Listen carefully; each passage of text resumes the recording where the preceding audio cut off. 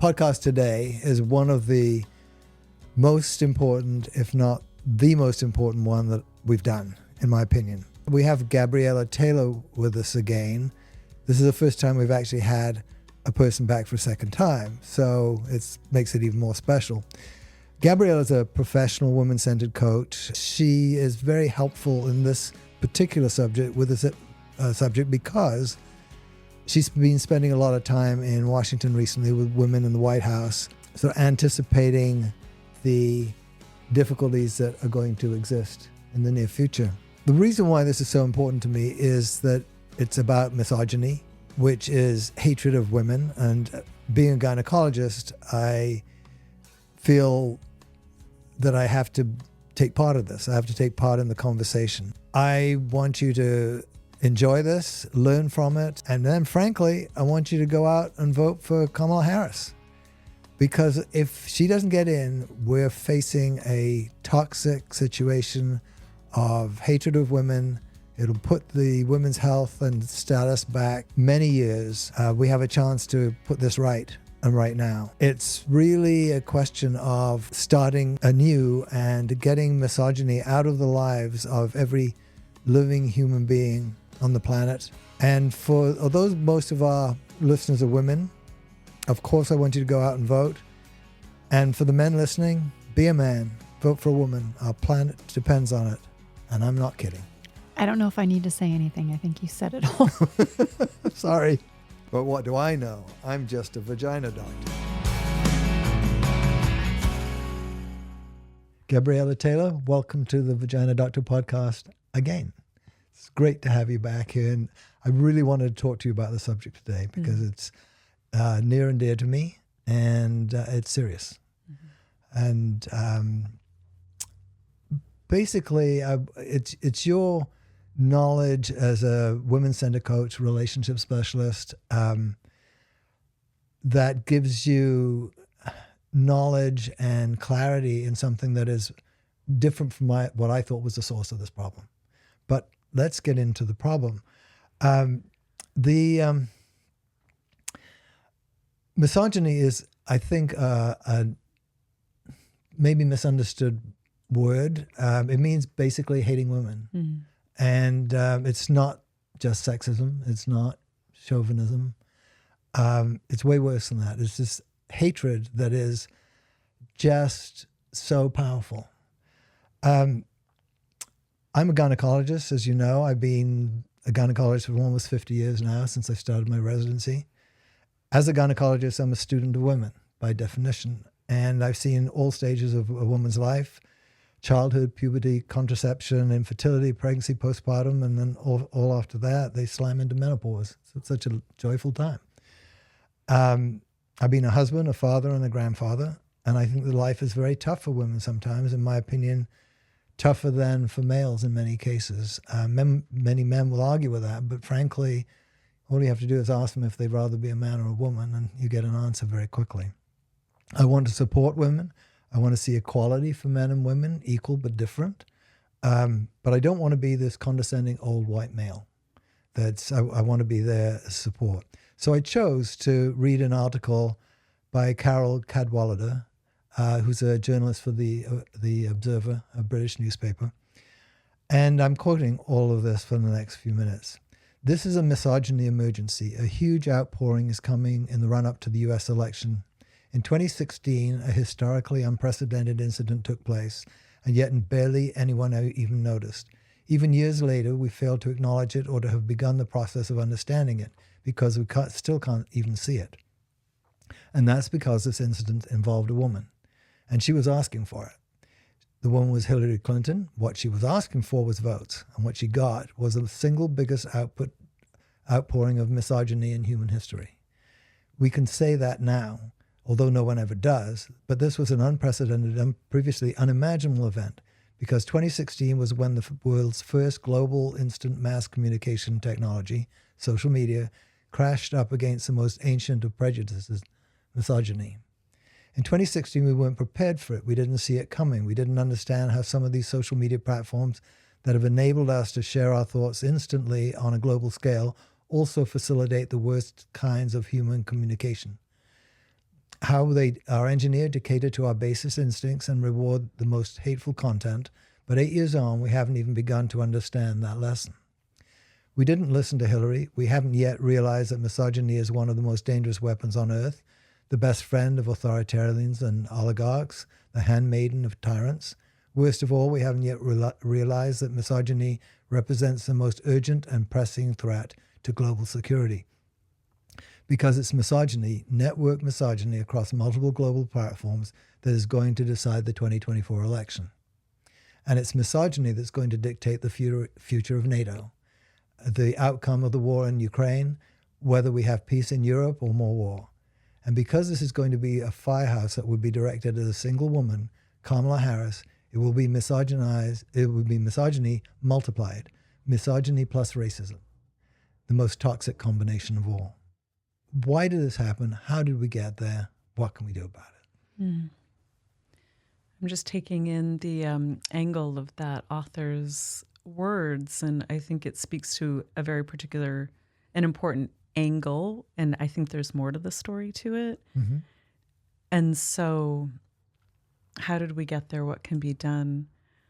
I have theories, and I have theories that have been shaped largely over the past 3 decades working in the field of what we call transformation, but I've developed a specialty in looking through the eyes of the female brain with my background in relational neuroscience, through the lens of the feminine psyche, how our brains and nervous systems have shaped our psyche and how we see ourselves, what we think about ourselves, what we tolerate, and also the feminine soul, like the feminine spirit, like what is that ineffable thing that expresses this intelligence of life through us. And while I certainly have no idea on the big picture, why we are where we are, what my perspective is if we have to roll back our vantage point thousands of years to, some people say 6,000 years ago, some people say 8,000 years ago, particularly looking at the Western culture where we shifted from being a people that largely had a sense of belonging, and there was a sense of more or less enough for all. And so we were much more ventrally regulated in terms of our autonomic nervous system. And then something happened that then, which to me, this is the beginning of what we call the patriarchy, something happened where people began acquiring things.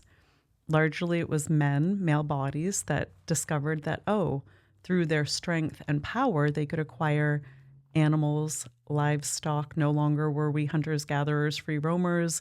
Suddenly it was amassing cattle. It was amassing women and wives. It was amassing slaves. It was amassing land. It was putting spirituality into a box and calling it church and religion. So we see the power differential change from a power between us, each other, the planet, the sun above, the earth below our feet, into he that has the most power wins. And it became this very power over, power under model that here we are thousands of years later has shaped all of our nervous systems to anticipate scarcity, fear, and lack. That has shaped our brains and how we see ourselves in each other, how we treat ourselves in each other, because our brain is this extraordinary prediction device that is always predicting what's going to happen next. And because of what we're emerging out of, this patriarchal era, largely the predictions that we're making is like, oh no, bad things are going to happen and they're going to keep happening. And so therefore, how do I need to fight and protect myself? And how do I get rid of the bad guys and keep me and mine safe? And so to me, there's really this disconnect from our humanity that put us into a survival response autonomically and physiologically that then shapes how we treat each other. And all of the history books that we know for the past several thousand years depict this. So I believe what we're looking at is there's a need to reckon with how the bulk of us, there's this epidemic of trauma in our culture that is so normalized and so shamed. Like it's normal, it's normal that you had a dad that hit you or that your parents ignored you or, that you were date raped or molested, or like it's so normalized. And yet the gravity of what that does to our entire brain and our entire sense of self, and then how it manifests in our body, bodily sensations and diagnoses. I mean, it's comprehensively complex. So how did we get here? I don't know why the creator, if you will, has set it up this way, but I don't believe that we're going to get out of this until we start including the feminine, which is our kindness, our caring, and also our bodies, in the conversation of health and healing and transformation, to create new systems and structures that are actually life affirming. And so then, to answer your question, in my perspective of what do, we have to start acknowledging the trauma in our culture. And trauma is a buzzword these days. We all know it, but it's really the hard things that happened, that some of us had more hard things, some had less. It could have been a loss. It could have been alcoholism in the home. It could have been mental illness. It could have been some accident or tragedy that happened. It could have been climate disaster. It could have been violation against our bodies. I mean, it manifests in so many ways, but depending on the level of support that we had to process those hard things, it embeds. When we have enough support to process hard things, it doesn't embed in our midbrains. And then it becomes something that then drives us unrelentingly. And that's why we're mean to other people. Mm-hmm. I mean, when I look at the P. Diddy's and what's happening currently, from P. Diddy to Epstein to, a lot of the horrific things, to me, I'm like, that is an outpouring of trauma. And while I do not condone any of those behaviors at all, we have to reckon that it came from somewhere. Mm-hmm. It came from somewhere. And to me, I'm like, how do we shape the original wound that we carry epigenetically, neurobiologically, psychologically, that is showing up in me today, in you today, and how we undermine ourselves and each other. And so it's a rich conversation. So the how, to me, starts with the body and the brain as one of the pathways. So we're essentially running scared all the time. A lot of us are. It seems almost unsurmountable. Mm-hmm. And I think we all need to be cognizant of that, and aware, really, that everybody needs to be treated well. Mm. And that should almost be our mantra every day. I think we've had those conversations before, and we know that being nice to people helps. Mm-hmm. And but then as you said, the scarcity that existed, that became 8,000 years ago. 6,000, 8,000, a while ago. That it's still there. In fact, to an extent, it's getting worse. Mm-hmm. And people know about it. And so it's not just their own personal experience with those things. It's that, as you say, those things are just almost thought of as being normal now. Mm-hmm. So it means we need more people like you to... And like you both, too. to sort through the pain and the wounds that people have. It's just the whole male-female conflict is just so unfair. Mm-hmm. It's just, it's not right. And we rarely see it being addressed as well as it should be. Mm-hmm. It's just idea of, bad things happen to people, and that's normal. I don't know. It's I just when I see the depth that you talk about of the depth, the length of time, and how our world is different now and getting worse in lots of ways, that it just seems an unsurmountable problem, and something that's particularly, I think that obviously this is a political issue too, but and that's why we're talking about it to a large extent. But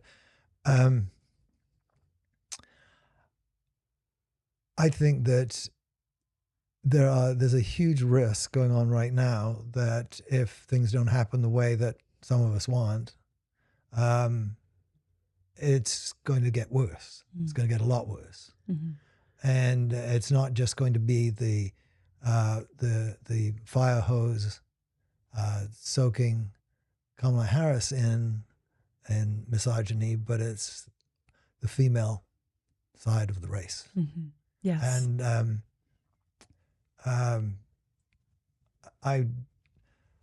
it seems such a huge task, a huge problem that people are just going to be suffering, will be restricted, and it's just, to me, so ridiculous that look at what we're choosing between, and I know that people feel a lot differently to what I feel, but it's such a case of the emperor has no clothes. You know, it's and most of the, well, I shouldn't say most, but a lot of the American population feels like that. I think a lot of the rest of the world are just laughing and just thinking, what are you thinking of? You know, the people that sort of appear in European governments, generally European, Britain as well, even the sort of bad guys are really pretty good by comparison. Yeah. So it's almost mythical right now. It's far superseded policy and politics as we've known it. And I do think that that's also a part of the conversation, that none of us really know what's happening if we're looking at this spiritually. I certainly don't know. However, I do know that there's something extraordinary about the intelligence of life that even allows us to be here. Yeah. I mean, so to me, there is I like to say, while we have a lot going against us, we also have a lot going for us. So yes, the stakes are high. I mean, we are poised on the edge of some pretty phenomenal catastrophes as we're halfway through the 6th largest extinction event right now. I mean, things are really intense, and there is something, I believe, just in the intelligence of our cells that know how to communicate with each other, that even allow us to formulate thoughts, to be here, and that give us the capacity to love each other and care about each other. And so I tend to hold that we're not going to get anywhere by continuing to promote divisiveness. I don't believe. Internally, it doesn't work. When there's parts of me that I don't like, that I try and tamp down or shut down, those parts are going to go stronger. And there's the parts of me that I want you to, that I think people like and want to see more of. They're not the full picture of me. We all have all these parts inside. And to the degree that we're at war in ourselves, and to the degree that we're at war with each other, and you're good, you're bad, you're right, you're wrong, we're just reinforcing the same divided self. So to me, I look at the perspective of, there's an intelligence behind all of this. Will I ever really fully understand what's happening here? Probably not. However, there are governing forces that have a wisdom that is so much greater than we can even conceive of, were we to turn towards this place of intelligence within, that shows up through our compassion, that shows up through our caring, that shows up through our creativity. Yet, the thing with this, just like you were saying earlier, like we all know that we should be kind people or something like that. Even in that, there's an assumption that we have, in order to be kind, we have to be in a certain state in our nervous system. As you know, the autonomic nervous system has 3 states. There's the ventrovagal state, which is peace and well-being. There's the sympathetic state, which is mobilization under stress, is the fight or flight. And then there's the dorsal vagal shutdown response, which is when we freeze. And we are traveling up and down this autonomic ladder 4 times a second, we're processing, is this safe? You know, are you going to eat me or are you here with me? And then that's giving information to our brain that's telling us that, oh, okay, I'm connected here, all is well, I can be good, I can be kind. Whereas if the information that my nervous system is presenting to me says, danger, danger, I don't have access to the parts of my brain that give me the ability to be kind. So even just that, you know, that notion that we should be kind, yes, we're hardwired to be kind.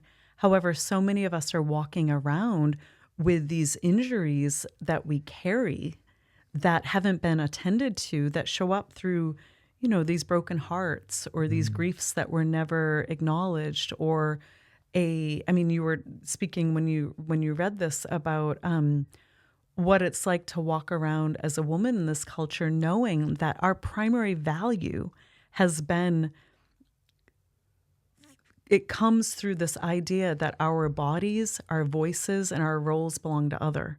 And so I call it the Western feminine psyche. So what the Western feminine psyche wrestles with, thinking that, oh my gosh, you, other, like you, the misogynistic culture, have control or say over my body.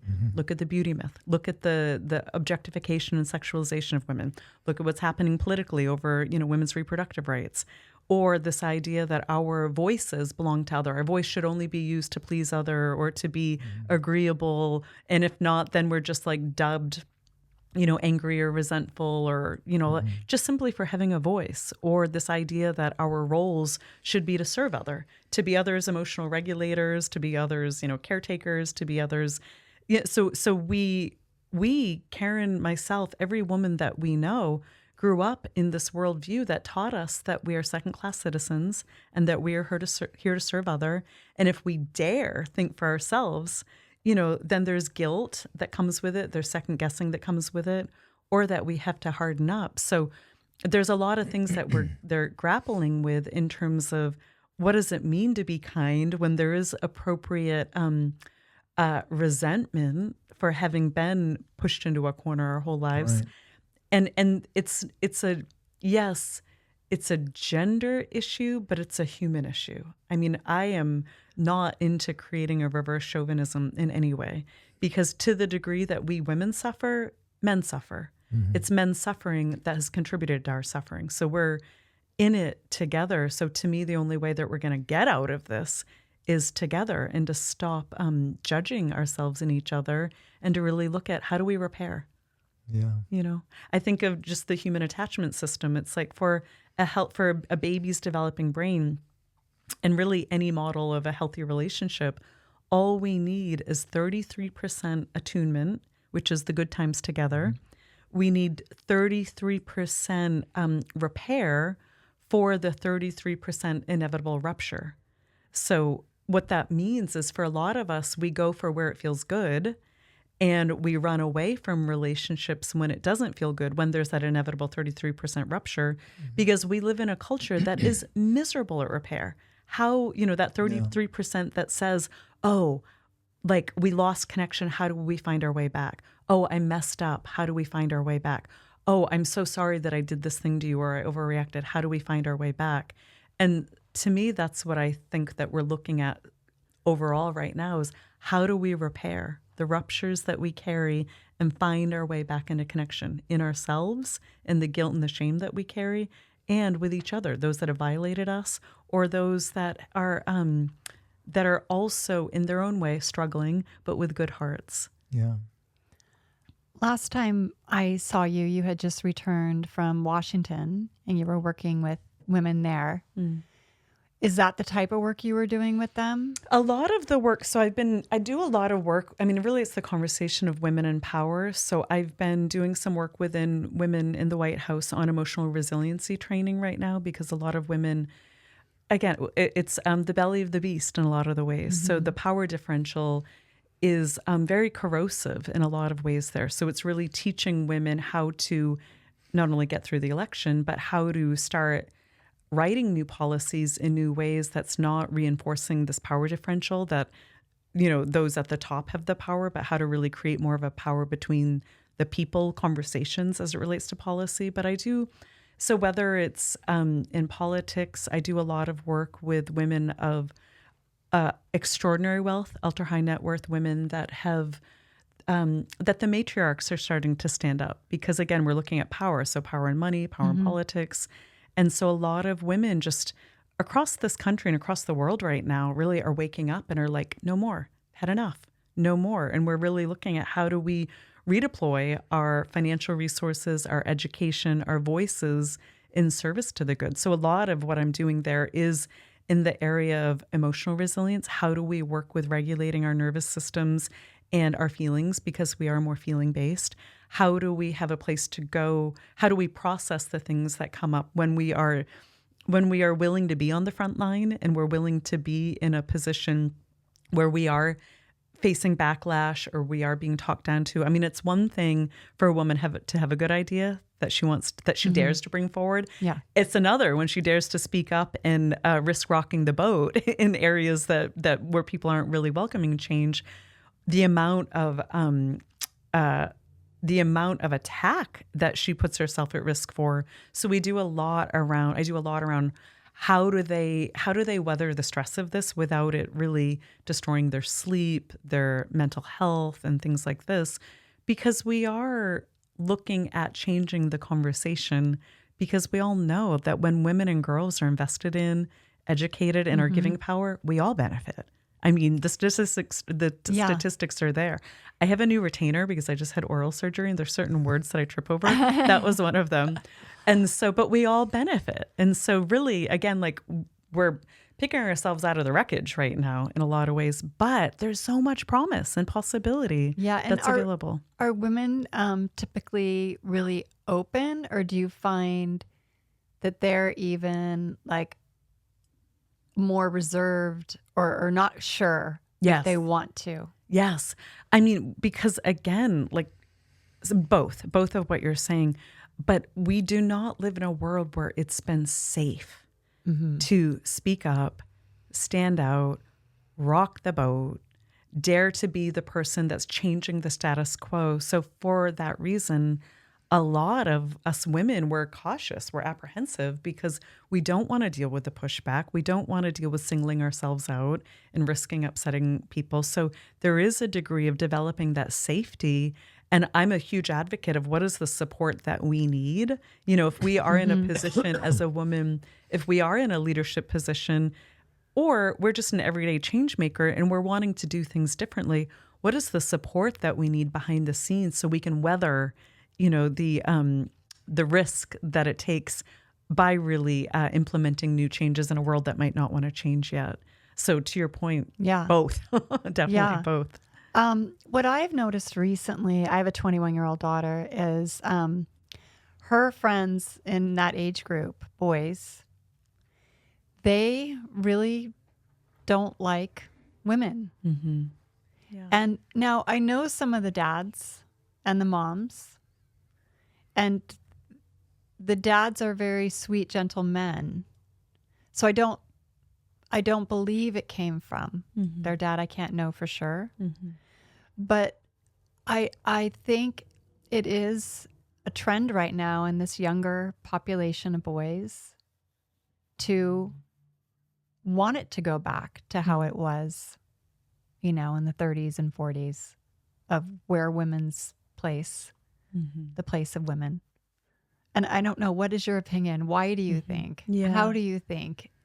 Yeah. I mean, and it's sad. It's so sad. And I've also seen it reversed. I was having a conversation recently. I'm part of the Giving List Women's Summit here, and we were at one that Gwyn Lurie had created. It's extraordinary what we're doing with that. But I was at a conversation at one of our events recently around that. We're also, the man that I was talking to, his teenage son is getting bullied a lot by girls. And so there's also this flip side of where young girls are getting really aggressive. And and so, I mean, to me, we've just lost our way. Yeah. We've just lost our way. And it's outpicturing all around us. And so the question is how do we find our way back to having the hard conversations that need to be had, but in safe, connected ways? How do we attend to the hidden hurts that are in all of us? And I mean, it's one thing given how hard it's been for all of us to be alive, but women in particular, we have it a lot easier when it comes to emotional challenges, because not only do we tend to have more emotional intelligence for a lot of reasons, neurobiologically and also psychologically, how we've been entrained, but there's a lot more permission for us women to be emotionally sensitive. Yeah. And with men, I mean, gosh, what was it like for you growing up in England if you dared In a boarding cry? school? Yeah, and my husband's same, British at an all-boys boarding school. Right. I mean, like the level of punishing and shaming Yeah. to express emotion and caring or hurt. Yes. I mean, so we're in it together in that way. So I think that these young men that you speak of, these young women, like we're all finding our way back to how do we welcome the hard feelings? How do we welcome the differences? I'm trained in what's called IFS, Internal Family Systems, and Dick Schwartz is the founder of it. And he has this saying where all parts are welcome. All parts of us as humans are welcome, but all behaviors are not. And I think that's a really important distinction. I like that. Like all parts, all the scared parts, all the hateful parts are welcome. Like they have a message that there's some wisdom that our system is trying to convey, but all behaviors are not.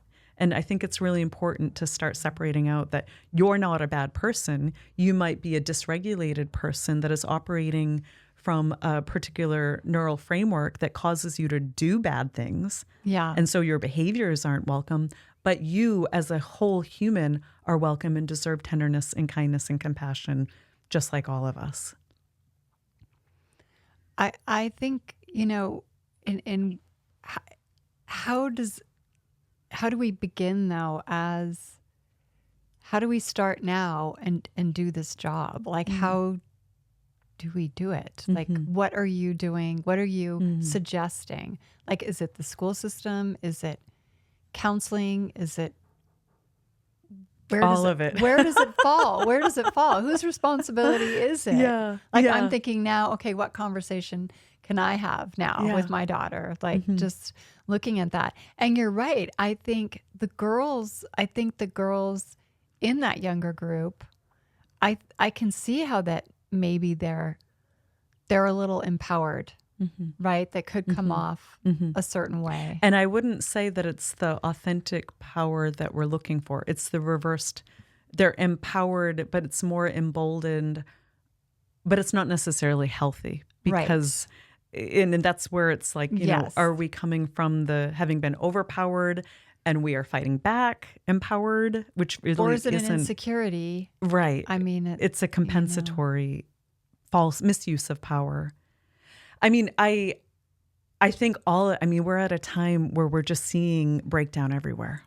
There's just breakdown everywhere. So pretty much everywhere we look, there are catastrophic things that are occurring, and something new is wanting to be born, and something new is wanting to break through. And so where I'm placing my bets is on the power of the human spirit, because while we have capacity to do atrocious things, I mean, we're hardwired that way as well. While we have capacity to perform horrific evils, we also have extraordinary access to such love. I mean, what makes life better for me is knowing that there are people like you here. I mean, really, like if there weren't, I mean, it really touches me. It's like good-hearted people, like those of us in this room here and those listening, like each one of us have something inside that knows how to contribute to the sum total of positive actions on this planet today. Yeah. And so the question is what is our path of service, and what is the support that we need to be able to heal our broken heart, if that's what's been getting in the way of actually doing something that feels meaningful or purposeful. But to me, it's like I look a lot. I lead retreats, executive leadership retreats, and I'm a big advocate of the conversation of self-leadership, because before we can even attempt to stand forward as a leader out here, you know, telling others what to do, we really are being asked to have a lot of self-awareness on what's happening in here. Like, what are the motivating factors inside of me that are driving me? Yeah. What are the assumptions that I'm making about myself and others? what happens inside of me when things come up and I get triggered, activated? How do I work with myself when things aren't going well? And to me, this is how we forge ourselves as leaders, but also leaders of our own lives. It really comes with this self-awareness piece of understanding how do we meet our own challenges with kindness and empathy so that then we're more inclined to meet others' challenges with kindness and empathy. Yeah. So I think a lot of it is really the piece of looking at how, I mean, when we look at Western women in particular, I do a lot of curriculum development and have for decades now. And I've looked at how Western women in particular, we seem to lose our power in 3 key areas. And I've designed programs for each of these areas over the years. We lose our power to, as it relates to the beauty myth and this overly objectifying sexualization of the women's body, like we're talking about. Right. So what does it mean to actually reclaim a healthy sense of self and take care of our bodies in ways where we truly believe that our bodies belong to us, not other? We lose our power through relationships. I mean, just look at how women struggle with authentic expression, with setting boundaries and limits, with speaking up for themselves, with their girlfriends, with their partners, with their kids, with their employees, with coworkers, and in the area of purpose and money, how it manifests in how we're either earning money or moving money and fulfilling a sense of purpose. So I kind of look at to me, I'm very intrigued by how do we support women in growing stronger in areas of money and purpose, in sense of sovereign ownership over our bodies and the choices we make to take care of our bodies, and in having healthy relationships. And from there, we're more lit up, we're more supported, we're more empowered to actually make changes that typically not only take care of ourselves, that work for ourselves, but also work better for everyone around us. Because when we feel supported, then we naturally want to make things better for everyone around us. Yep. So true. It's That's like, all what's we that want. saying? When so mom's easy. happy, or is it happy wife, happy life, or something like that. No, it's so true. I mean, feeling supported. So if you were to have like Donald Trump before you, would you like go deep with him and try to figure out what his trauma? I mean, that's such a great question, because what Donald Trump represents is what I'm more fascinated by. Like, clearly as an individual, he is a lost soul. He is a hurt, lost soul. And that is using, anger, bullying, aggression as his currency to attempt to do something. He's trying to meet some need and inside. to get everyone on board. But what he's stoking in terms of the psychological warfare, like I watched the debates and I'm like, oh my God, he is speaking limbic language to the hurt brains in our nation that live in a place of fear, divisiveness, anger, like, I'm going to get you, you're going down. Yeah. I'm like, he is using psychological warfare to really embroil our limbic system is a part of the brain. It's the midbrain that we don't have any conscious control over. Yet it's the part when our amygdala is signaling like red alert, and then the limbic system, they all kind of collude together to do whatever we've got to do to run away from the fire, or like a 5-year-old, they speak limbic language. I'm hungry, feed me. I want this. Do that. Don't do this. And so Donald Trump, to me, he represents the collective unconsciousness that has been untended to, that is riddled with pain and fear and disconnection. And he's speaking to that common hidden expression, particularly in the American people, that is roiling people. He's using terror to stoke, to set their brains on fire. Yeah. And so him as an individual, it's like, wow, man, I don't know what happened to you and how you got here, but like sad, very sad and very dangerous what can happen. And what he's plugging into on the collective unconscious, that's terrifying to me, because this is what we've seen before with other I mean, we don't need to go into some of the tragedies of the past of what unwell people have been able to uncork in people's subconscious. Yeah. And that's what concerns me about what he represents, is the subconscious of our nation that is hugely injured and unwell and has been Look at how we treat our veterans. Tragic. I know. Look at how we treat, like my brother has a traumatic brain injury from our car accident, and seeing how he is disregarded and publicly, in businesses where he, there's supposed to be the American Disability Act that protects disabled humans. I mean, the disregard that he faces every day as a disabled person. I mean, it's like anyone that is not, we live in a culture that shames the vulnerable.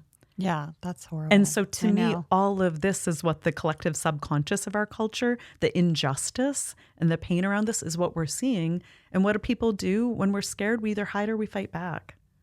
We run away. That's why we see like reality TV shows right now are like so disproportionately like the viewing of reality TV shows. Yeah. It's like, it's a distraction. It's to run away. Or we see the fighters, people like amassing guns and, just the violence and the bullying that's happening. Yeah. Or we see people just freezing, don't know what to do. They just don't know what to do. And is that, just because you're saying that, I want to ask a question, not to make this all political, but what do you think it means when somebody says, I'm not going to vote?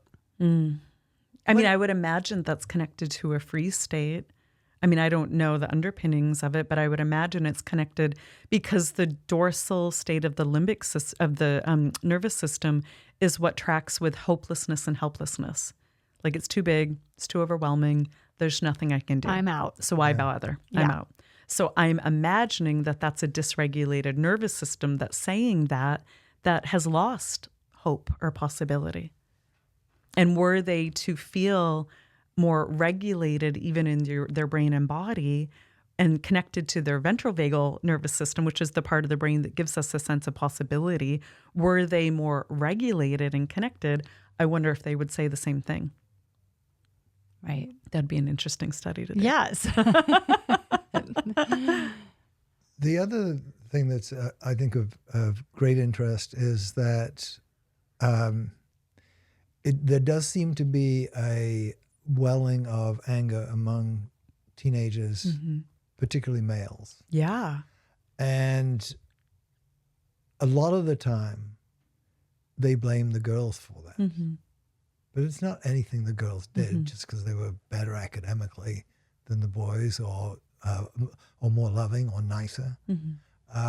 Because it seems that the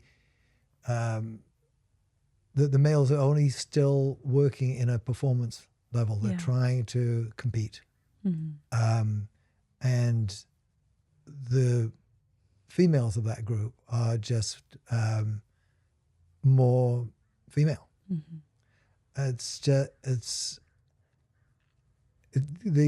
Everybody's blaming everybody else for their bad situation. Yeah. And not taking responsibility for it. And I will add to that because very few of us know how.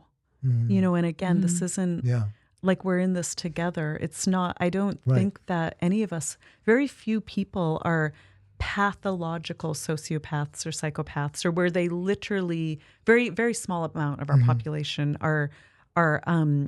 have shut off from parts of their brain that actually allow them access to human kindness and goodness. Most of us are good people. We just don't know any different. So, to your point about the angry young men, again, if we look at a lot of the cultural narratives and the cultural programming, what are men taught to do when hard feelings come up? It's usually to get mad. Yeah. And it's like independent of what the causes are, it's like men have like it's safer to get mad than it is to cry about it, especially if you're a man. Or to say, oh, wow, I'm really scared right now. Yeah. It's like so much more publicly acceptable to get mad. And so we have a lot of reasons to be mad. And it's particularly for, adolescents coming into the world today, wondering about if they're even going to have, if there are going to be food wars, or if there's going to be clean water, if there's even going to be a planet that's inhabitable. When they I'm 48 now. I'm my generation. I'm questioning about my future life. What's it going to be like when I'm an elderly woman, and let alone for them. So, there's a lot to be mad about. But I think the bigger thing is how do we teach personal responsibility? How do we teach? Because these are the things that have not been passed down. Right. How do we teach? What does it mean to take a minute and let's talk about your mad feelings? What's going on in there?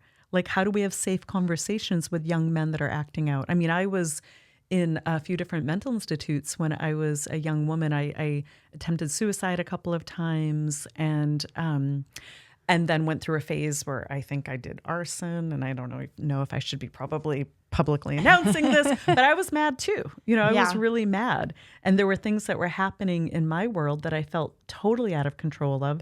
And my only vehicle expression was hurting myself. I did a lot of cutting, and I was very, a lot of destructive self-behavior, or I was mad. So I would do destructive things on other people's property and things like that, because I didn't know any different. And then what happened? I was locked up. In all of those institutions that I was in, not one of the doctors of psychiatry, not one of the social workers, not one sat down and said, "Sweetheart, what's going on?" Yeah. Wow. Yeah. What's going on? And that's not really happening today either. We need more of that. So it's More not happening than- today either. That really isn't happening. It's happening more, but we have a lot of room to grow. A lot of room to grow. And starting with ourselves, if I'm, having more temper tantrums lately, or I'm getting more controlling lately, what's happening, self? What's going on in here? Or if we have kids and there's a lot more contentiousness in the home, instead of enacting more rules or more, punishments, it's what's happening, honey? What's going on? Or with our partner, or, you get the idea. Yeah. But it's it's how do we change the conversation from the blame, it's you? Right. Because blame and shame, they go hand in hand. We're either blaming others. The amount that we blame others is consistent with the amount of shame that we carry of ourselves. And so when we look around, people blame, it's oh, that's a person inside that's carrying so much shame. What's shame? A feeling that I don't matter, that I'm not worthy, that I don't deserve, good things. But because that's so vulnerable to touch those feelings, we then blame others and make them wrong. And so there's a lot of opportunity here to just even reshape the conversation around emotional health, mental health, physiological health, and how to have healthy conversations, how to bring a more compassionate approach to the places inside that feel like where we're hurting. There's a lot of opportunity here. And I think that it has to start with the individual. I do too. Yeah. Well, we do the individual so we can reshape the collective. It's the both and. Yes, It's I'm a big thinker, and I'm very much how do we reshape the collective culture of what it means to be a woman, and also the feminine principle, because we're man or woman bodies, whatever our genitalia is, we are both walking around with the feminine polarity and the masculine polarity in our bodies, whatever our bodies are. Yet for women in women's bodies, it's this is our time. We're entering a new era to really create a more of a just, equitable culture. And so how do we reshape culture where women, the UN report that came out last June that showed that 9 out of 10 people polled collectively around the world held a negativity bias against women. So this is men and women that were polled. And the 3 consistent findings were, it was believed that 1, women are not good with money. Women do not make good leaders.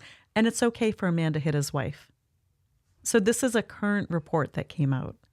And so this is the cultural beliefs that we're up against. I don't know if it's our time yet. Well, I think we're we're making it our time. Jeez. But that's what we're up against. So it's to what you were saying about there's the individual work of us looking at what, to me, this is where I'm fascinated with. What do we need to do to prepare ourselves as women? The Dalai Lama back in 2008, said that thing about how Western women will save the world at the Vancouver Peace Summit in 2007. So almost, a while ago.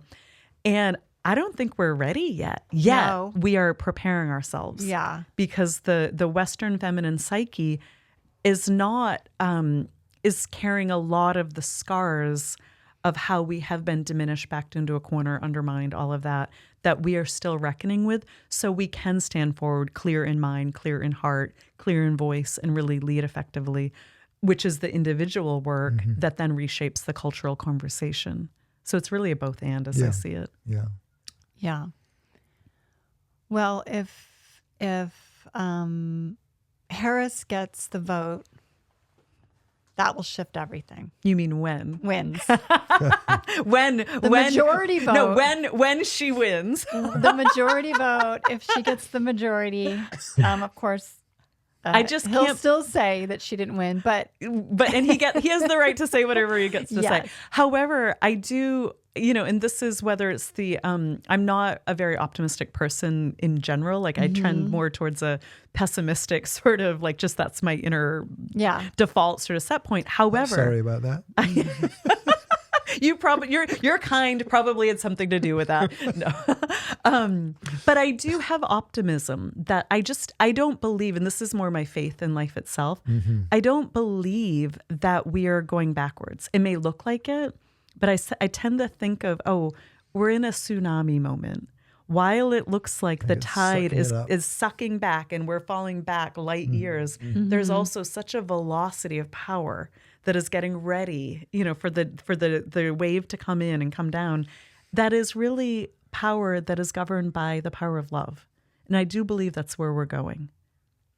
I hope we see it in my lifetime. Yeah. But I do believe that's where we're going. And I can't really hold another option right now, to be honest. Otherwise, I don't think I'd want to leave my house. yeah. Oh gosh, that's a good way to put it, though. The tsunami. Yeah. Because there is something bigger that's happening here. There is something bigger that's happening here, that perhaps there's something new that's emerging through humanity that has never occurred before, where we are coming into more of a shared balance inside. I feel that also. It's, I tend to be optimistic, and that's why I was laughing at you. You're making fun of the pessimist. Yeah, really. Exactly. Part of me. Well done. Thought you'd appreciate it.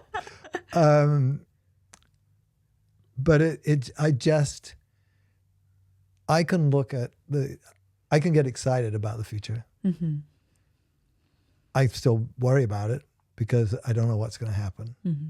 But if it goes the way that I want, it's going to be phenomenal. Yes. And I hope it's not the tsunami. I hope that's already happened. The sucking back has already happened. And so we won't have to do the bad stuff again, the difficult stuff again. So thank you once again. It's really great talking to you. Yes. Thank you for having me here. And I would just say that I have hope, similar to what you're saying. Yeah, really. And I think it's important for each one of us that while there's a lot that's breaking down, it's also important to paint pictures in our minds and with each other of what we are creating. Because it's very easy. We have an inborn negativity bias in our brains that, that wants to go towards what's not working and what's messed up. And we also have these incredible, these faculties. I think of the imaginal cells in a caterpillar. So there's a caterpillar. It's walking around doing a caterpillar, having the caterpillar cells, telling it to munch leaves and do whatever. But then something happens. These imaginal cells that were dormant in the caterpillar cells hold the encoding to become a butterfly. Yeah. And then some incredible mystical process ensues, and it starts, it goes through this process of weaving itself into a cocoon, and then it breaks down. It's really amazing, isn't it? And then there's something that's beautiful that emerges. Yet the caterpillar cells are all, and scientists have done some pretty cool studies on this. The caterpillar cells are actively fighting the butterfly cells because they don't recognize, like, internally, the caterpillar is just trying to be a caterpillar. And so there are these mechanisms that are happening inside of the caterpillar that are resisting the butterfly forming cells, the change. Yeah. Yet the butterfly emerges. And so while we very well may be in this resistance of the inevitable change that's happening, because what we're doing is not working, there is something beautiful that is, I believe, the imaginal cells of human possibility are birthing something that could be a beautiful butterfly of sorts in terms of the transformation of consciousness of what's really possible here. I'll hold that thought. So let us paint some pictures in our minds, using our imagination of what we want to create more of.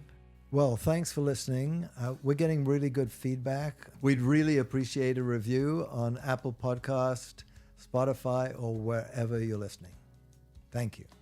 You can always DM the Vagina Doctor Instagram with any questions or topics you'd like to learn more about, or email us. The Vagina Doctor Podcast. It all starts here.